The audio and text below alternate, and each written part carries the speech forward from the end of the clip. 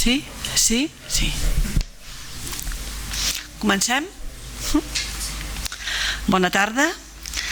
El passat 6 d'octubre vam inaugurar un nou muntatge de la vitrina d'arqueologia sota el títol Marques i inscripcions als jaciments del Vilar i Foscaldes.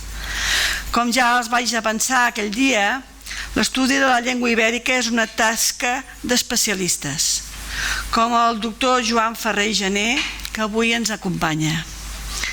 Les inscripcions ibèriques es poden transcriure, ja que es coneix el valor dels signes, però no es poden traduir, atès que no disposem de cap llengua suficientment propera que ens permeti esbrinar el significat de les seves paraules, excepte potser la llengua basca en certa mesura. Al jaciment del Vilar han aparegut 4 inscripcions, de les quals 3 s'exposen actualment a la nostra vitrina d'arqueologia. La quarta es tracta d'un plom enrotllat i escrit per les dues cares que encara està en procés de restauració i d'estudi per part del doctor Ferrer i del qual ens avançarà algunes dades bàsiques. En Joan Ferrer és enginyer en informàtica, llicenciat en Administració i Direcció d'Empreses i graduat en Arqueologia.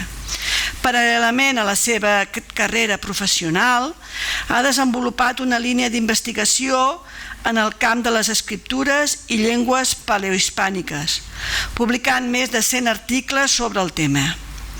És membre del grup Litera de la Universitat de Barcelona i participa en el Banc de Dades de Llengües Paleohispàniques Projecte Hesperia. El seu principal interès de recerca ha estat l'estudi de les escriptures ibèriques, especialment del fenomen del dualisme i de les relacions genètiques entre les diferents escriptures paleohispàniques. També ha participat en la recerca sobre el terreny de les inscripcions ibèriques rupestres de la Cerdanya, localitzant una dotzena de noves roques inscrites. Res més, els deixo amb el doctor Joan Ferrer. Doncs moltes gràcies, Esther, i moltes gràcies a l'Institut d'Estudis Vallencs per convidar-me a fer aquesta conferència i a vosaltres per venir a escoltar-la.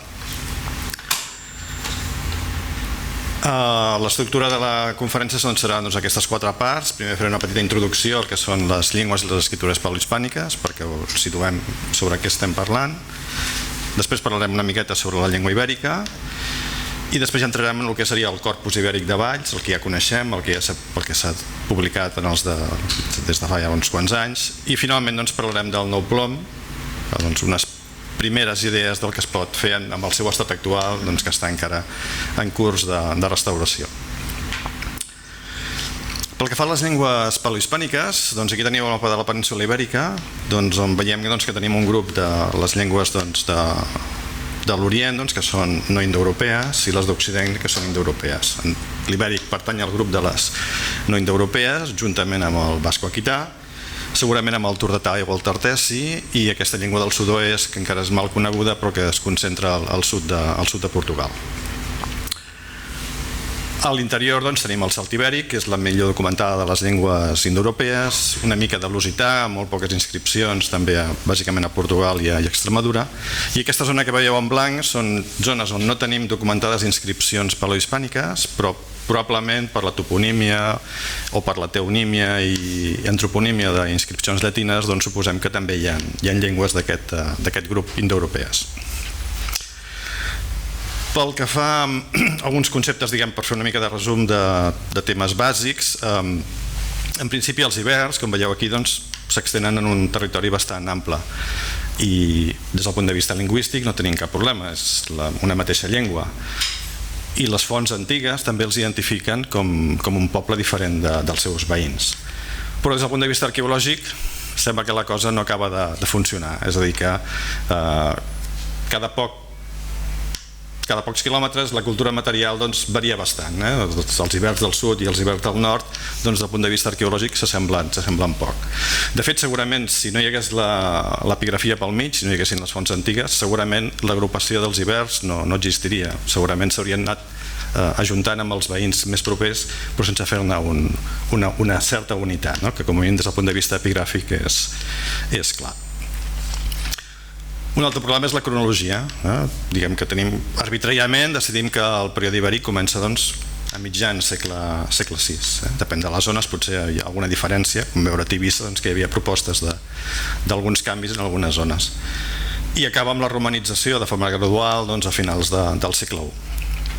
Però clar, la llengua ibèrica no comença quan oficialment diem que comença el període ibèric. La gent ja parlava ibèric abans de que nosaltres diem comença el període ibèric. I probablement, un cop deixem de documentar-la per escrit en època romana, probablement a l'interior o a la muntanya segurament va haver gent que va seguir parlant ibèric igual durant segles, no ho sabem.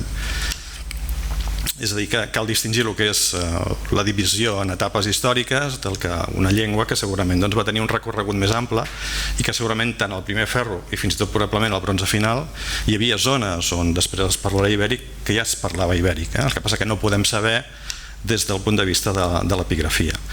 Potser sí que la genètica, que ara comença a tenir resultats interessants, ens podrà veure aquestes continuïtats de poblacions que si realment es demostren podrien demostrar una certa continuïtat lingüística, i si veuen que hi ha canvis genètics probablement és que hi ha hagut un canvi de població i que segurament algun canvi hi ha hagut.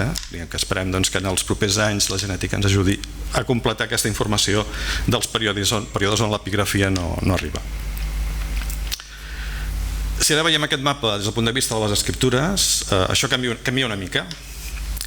El que veiem és que ja no estructurem en Orient-Occident, sinó que estructurem les escriptures en nord-sud.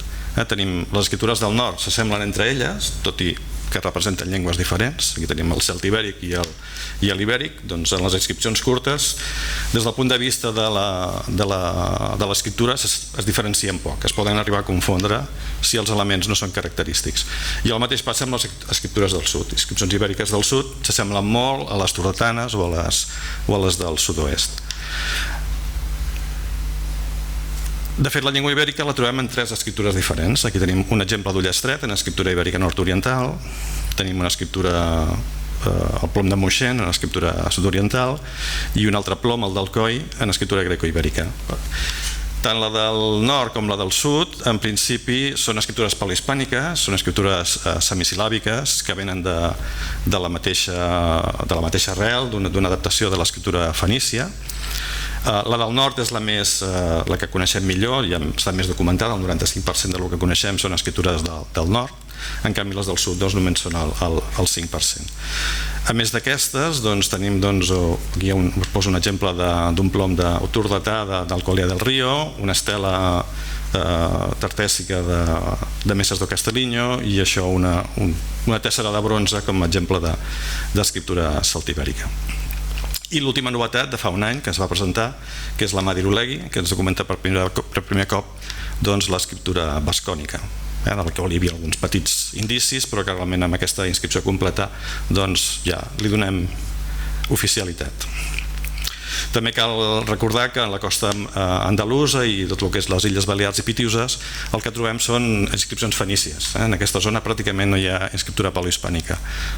L'escriptura que s'utilitzava era bàsicament la fenícia, probablement va ser el punt del qual es va adaptar el fenici per crear aquesta família d'escriptures indígenes.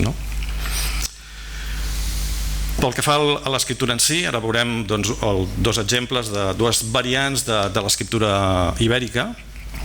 Aquesta que us presento ara és l'escriptura ibèrica nord-oriental no dual, que és la més freqüent, és el 60% de les més de 2.500 que ja coneixem, i que s'usa a les més modernes dels segles II i I.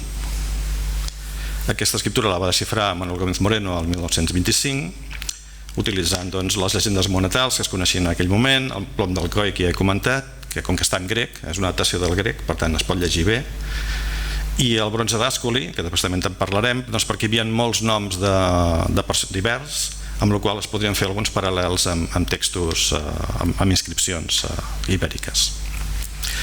Pel que fa a l'estructura d'aquesta escriptura, tenim 5 vocals, cap secret, A, I, O, U.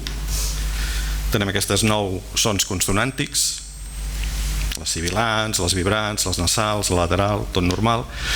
La característica distintiva de les escriptures paleohispàniques és que un grup dels signes són sil·làbics.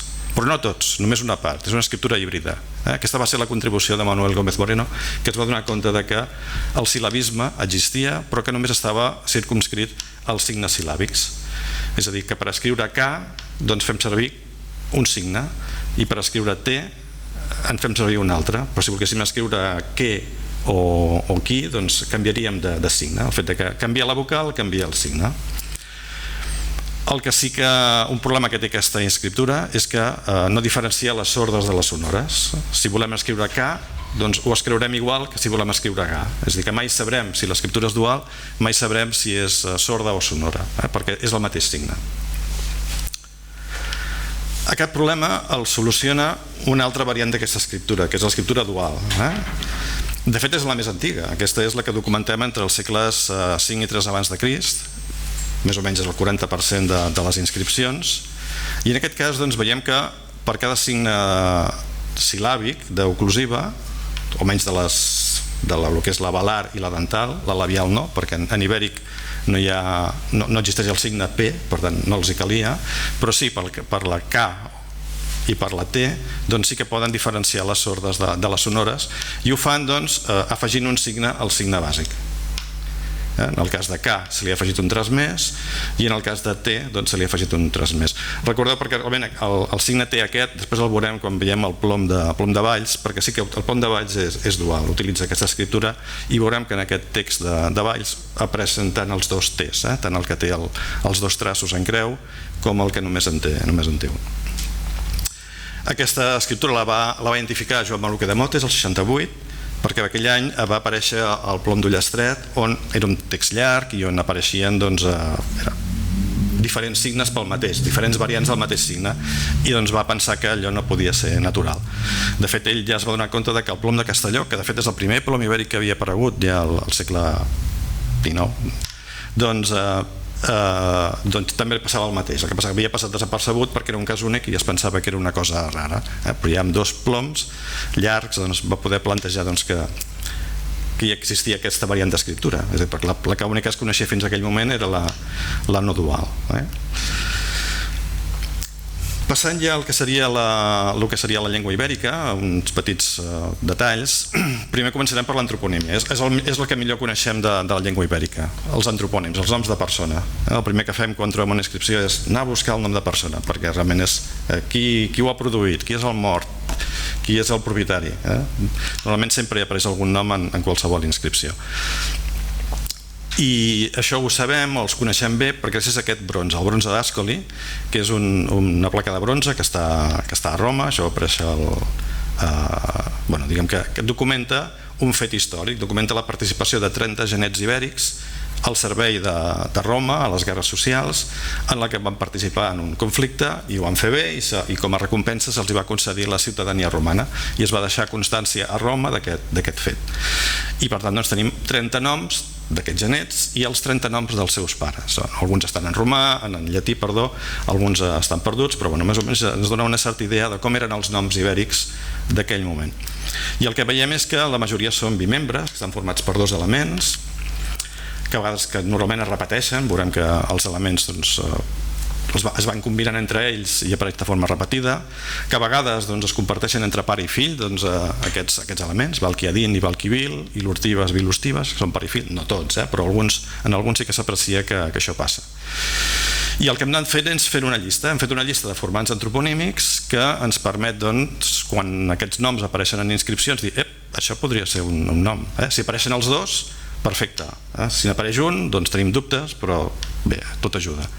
Per exemple, aquí tenim aquests Socimbels, i que us he marcat alguns llocs on Socin i Bels apareixen en aquesta relació. Perfecte, Socimbels, antropònim, ja en tenim un. Suïcebeles, doncs el mateix. Baradin, doncs també els trobem. Tautintibes, també hi són.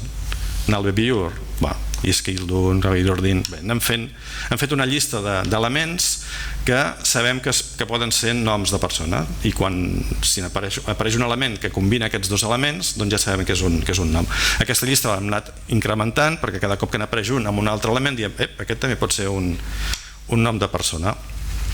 Però que això s'ha d'anar amb compte, el context també importa, perquè aquests elements segurament són part del lèxic comú, per tant no sempre han de ser antropònims, sempre hem d'anar en compte i veure si el context de la inscripció permet interpretar aquest element com a nom de persona. I un cop tenim els noms també podem veure quins morfemes hi ha, perquè aquests noms depèn, no és el mateix que sigui propietat, que indiqui la propietat d'algú, o que indica que a algú se li ha ofert alguna cosa, o que indiqui que algú ha fet alguna cosa. Aquests noms haurien d'anar marcats amb la seva marca de cas corresponent. Per exemple, el cas per indicar la propietat seria el genitiu. En els casos de la ceràmica que porten el nom del propietari, el que trobem és la marca EN, o a vegades trobem la marca AR, que pensem que és una variant del mateix tipus de marca de cas, de genitiu. Aquí tenim el Ibesoren o Argitibas AR, que són marques de propietat sobre ceràmica. També en aquest cas una estela de Badalona, Nalebiur Armí, indicaria el difunt. En aquests tres casos apareix